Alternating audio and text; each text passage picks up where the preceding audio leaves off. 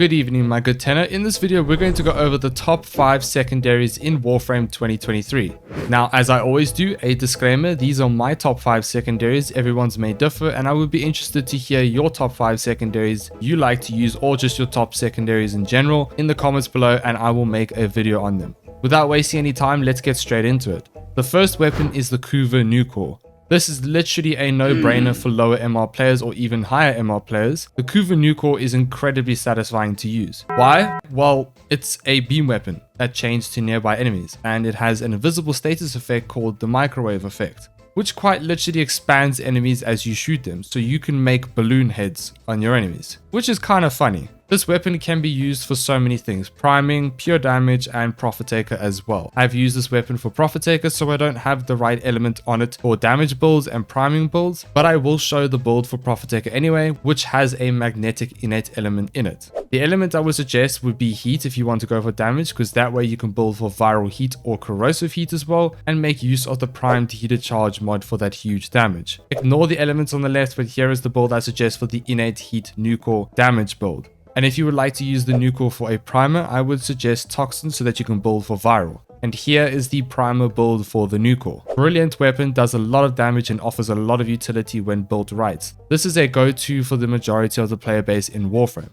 The next weapon is the Knell Prime. Headshots, big damage, like big damage. Used for Eidolons as well, so that's great. Almost as great as you smashing that like button and subscribing if you enjoy the content. Super cheap primed weapon, literally costs 12 plat on the market right now. How this weapon works is you have one bullet in the chamber and you have to hit a headshot. Once you've hit the headshot, you will then have unlimited ammo. This buff is called Death Knell, which gives you extra crit damage multiplier as well as status chance too. This weapon is amazing and it's a fun weapon to just spray at your enemies. You will need to keep hitting headshots to reset the buffs, but it's an absolute Gatling gun. This is the build we run. The Knell does heavily benefit from using a Riven, especially if you're using it for Eidolons, but for this build I just ran a corrosive for Grineer, although this is completely flexible. You can also run a heat or change it up for a corrosive heat, it doesn't matter.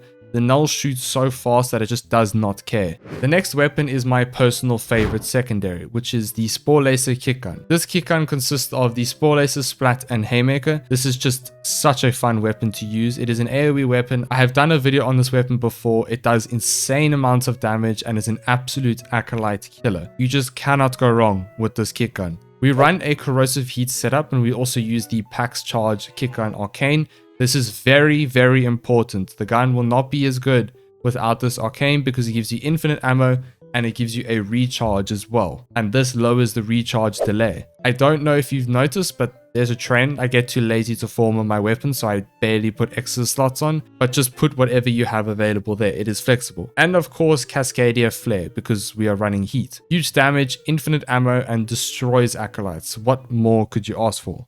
The next weapon is the Epitaph, the ultimate primer secondary. Absolutely amazing. It's an AoE primer that you could just spam really fast and then use the weapon with condition overload mods and just do huge amounts of damage overall. It has two firing modes, the tap, which does the explosions, and then charge shot, which only shoots a single projectile, which is strong when built right, but trust me, you'll want to use it for priming, so you only want to tap fire. You build for viral electricity and you go Augur Seekers, so you have extra status duration. There's nothing more to say about this weapon besides it's one of the go-to primers in Warframe and is incredibly fast to use. It's a must-have for certain loadouts in Warframe, especially for late game builds and disruption.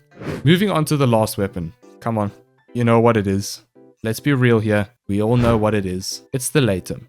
Arguably the strongest pistol in the game and arguably one of the top weapons in the game as well. This is unlocked through Cavalera in the Crescent, and the incarnate forms we go for is Rapid Wrath, Lethal Rearmament, Elemental Excess, and Devouring Attrition. This weapon works like every other incarnate weapon: get headshots, fill the bar, change the incarnate form, and do too much damage. The build we go for is a viral heat or a corrosive heat. I prefer corrosive heat. We run Cascadia Flare because of that extra damage, and then we run Steady Hands for that less recoil because the Laetum has quite a bit of recoil. The Bane, just swap it out for each faction that you are currently running. And I literally do not need to say more about the Laetum. It's literally the strongest pistol in the game.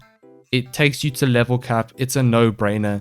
MR 14 and you can literally complete the entire Warframe with just this pistol.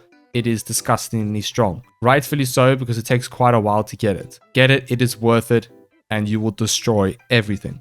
And that is my top 5 secondaries. Hope you guys enjoyed the video, and let me know in the comments down below what your guys' weapons are, and I'll have a look at them and see if I can make a video on them in the future. Thank you so much for watching. Don't forget to like and subscribe. I will see you all in the next one. Thank you, my good tenor.